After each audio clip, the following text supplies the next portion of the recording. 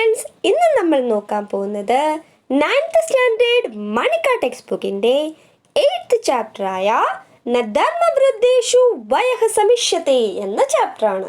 അതായത് അറിവിൽ ശ്രേഷ്ഠമായ ആൾക്കാരുടെ വയസ്സ് നോക്കാറില്ല. ഛാത്രാഹ ആചാര്യ നമാമഹ, കുട്ടികൾ പറയാണ്, ഹേ ഗുരുജി പ്രണാമം. ആചാര്യ ചിരഞ്ജീവത യശസ്വിനഃ ഭവത, ചിരഞ്ജീവി ഭവ യശസ്വി ഭവ. ഛാത്രാഹ അനുഗ്രഹീതാഹ സ്മഃ, ഞങ്ങൾ അനുഗ്രഹീതരായിരിക്കണു. രാഘവഃ രാഘവ് പറയാണ്, ആചാര്യ ധർമ്മവൃദ്ധഃ കഃ ഭവതി. ഹേ ഗുരുജി, ഈ ധർമ്മവൃദ്ധ എന്നാൽ എന്താണ്? ആചാര്യ ഭവാൻ കിം മന്യത്തെ, ആട്ടെ നിങ്ങൾ എന്താ വിചാരിക്കണേ? രാഘവഃ ചിന്തയിത്വ, ചിന്തിക്കാണ് കേട്ടോ. എന്നിട്ട് പറയാണ്, യഹ ധർമ്മേ വൃദ്ധഃ, ചിന്തിച്ചിട്ട് പറയാണ്, എന്താണോ ധർമ്മത്തിൽ വലുത്. ആചാര്യ സത്യം പരന്തു കഹ താവത് ധർമ്മഃ, ശരിയാണ്, പക്ഷേ എന്താണ് ഈ ധർമ്മം? ധർമ്മം എന്നാൽ എന്താണ്? മാധവഃ അഹം വദാനി ഗുരുവർ, ഞാൻ പറയാം ഗുരുജി. ധാരത്തെ സഹധർമ്മ, എന്താണോ ധാരണം ചെയ്യുന്നത് അതാണ് ധർമ്മം. അതഃ ധർമ്മഃ നാമ കർത്തവ്യം, അതിനാൽ ധർമ്മം എന്ന് പറയുന്നത് കർത്തവ്യമാണ്. അതായത് പഠിക്കുക എന്നത് ആരുടെ കർമ്മമാണ്, ആരുടെ കർത്തവ്യമാണ്? കുട്ടികളായ നിങ്ങളുടെ. പഠിപ്പിക്കുക എന്നുള്ളതോ ടീച്ചറിൻ്റെ. ക്ലിയർ ആയോ? ആചാര്യഃ ശോഭനം യഹ കർത്തവ്യപരായണഃ ഗുണീ ച ഭവതി തസ്യ ആയുഃ ന ഗണ്യത്തെ. വളരെ നല്ലത്. ആരാണോ സ്വന്തം കർത്തവ്യം മനസ്സോടെ ചെയ്യുക, അതുപോലെ ഗുണിയായിട്ടുണ്ടാവുക, അതായത് എല്ലാ ഗുണങ്ങളും ഉണ്ടാവുക, അവൻ്റെ വയസ്സ് എണ്ണാറില്ല.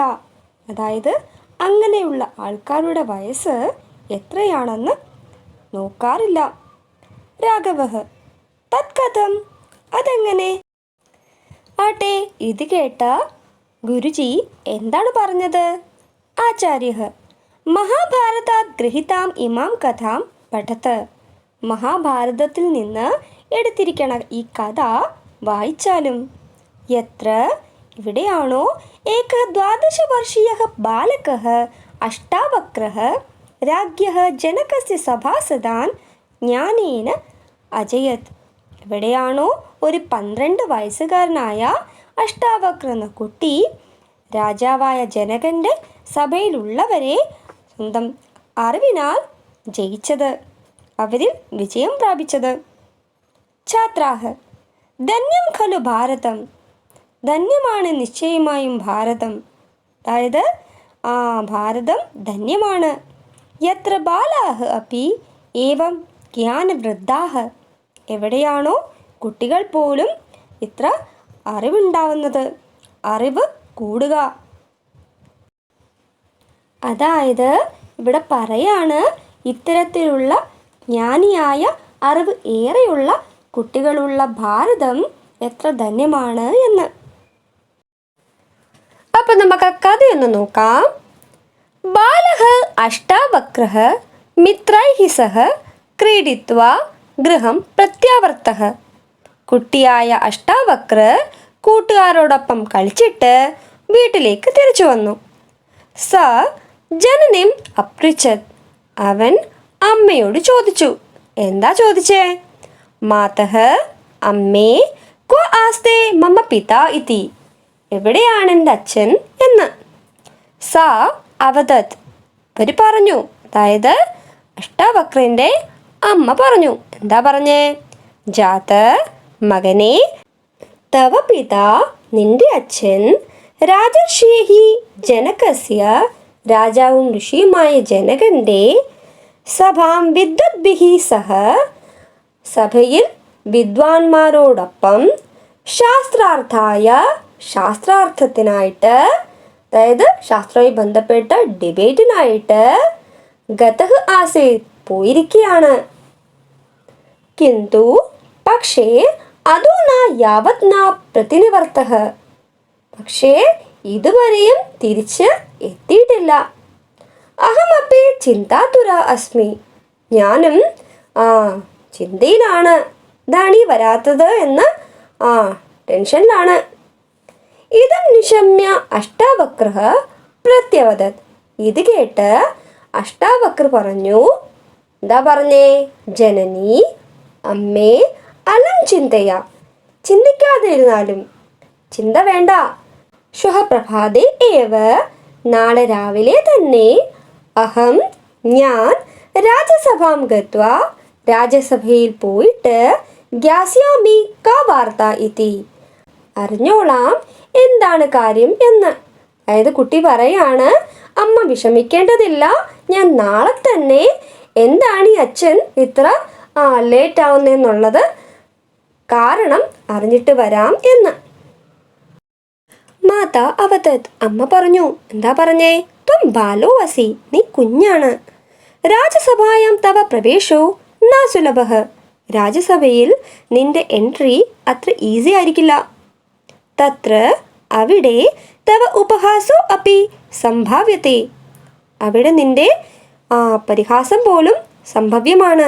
നിന്നെ അവിടെയുള്ള ആൾക്കാർ പരിഹസിച്ചേക്കാം.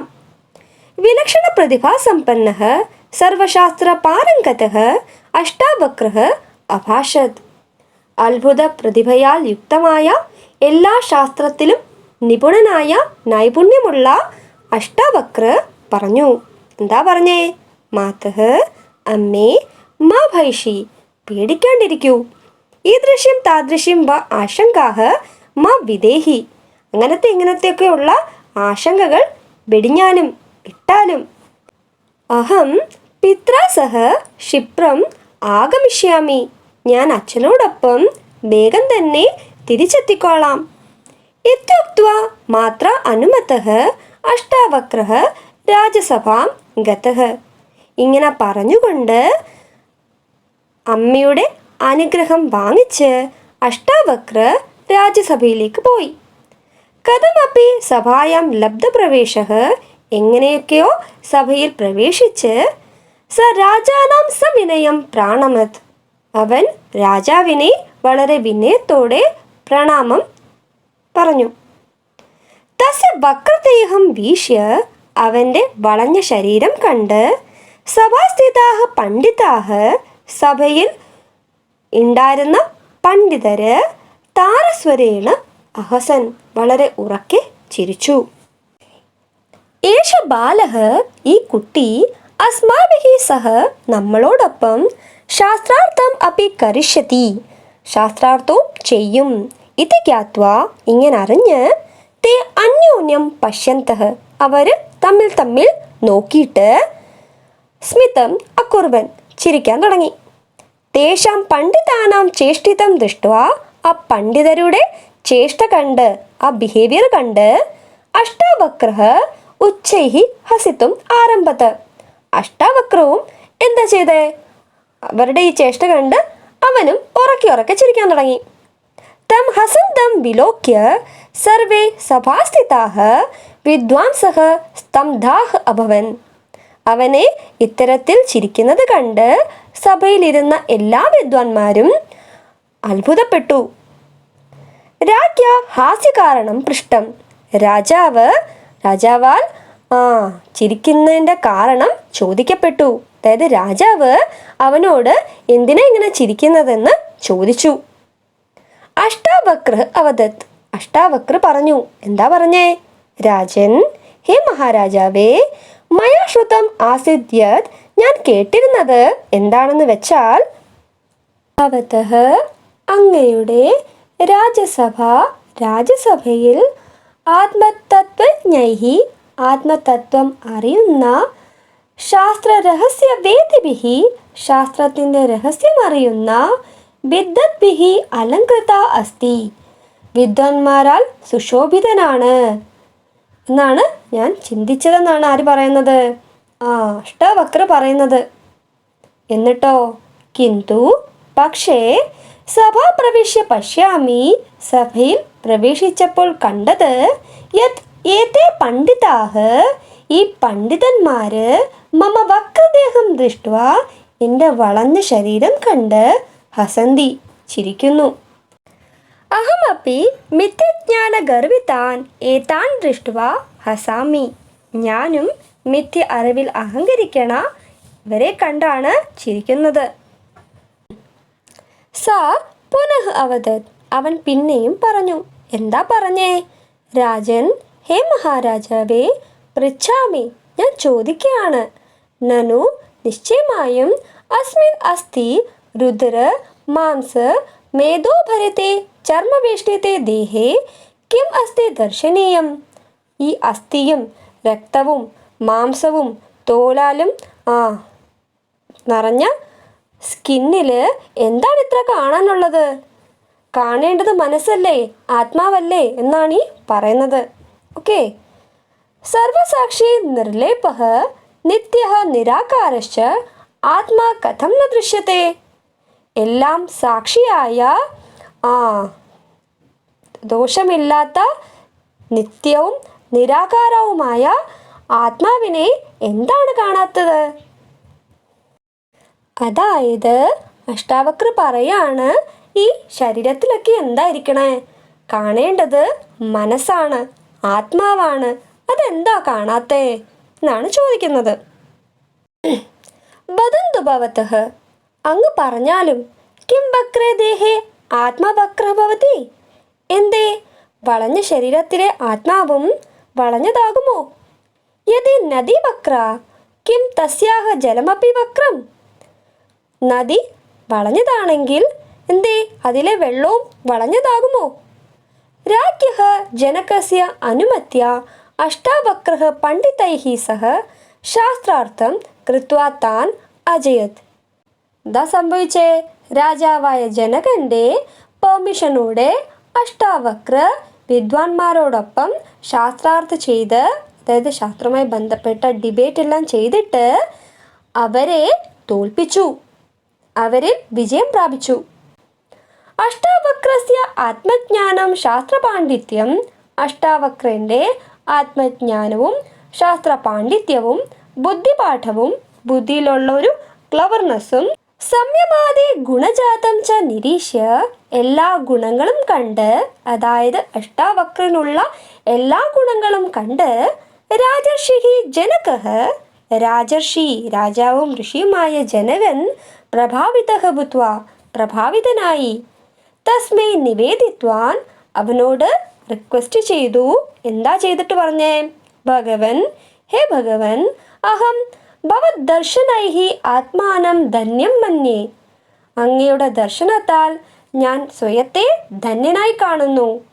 അങ്ങയുടെ പുണ്യദർശനം കൊണ്ട് എൻ്റെ ജന്മം ധന്യമായി എന്നാര് പറഞ്ഞു? രാജാവ് ആ കുട്ടിയോട് പറഞ്ഞു. ഇച്ഛാമി ഭവദ്ഭ്യഃ കിഞ്ചിത് ദാതും. ഞാൻ അങ്ങയ്ക്ക് ചിലത് തരാൻ ആഗ്രഹിക്കുന്നു.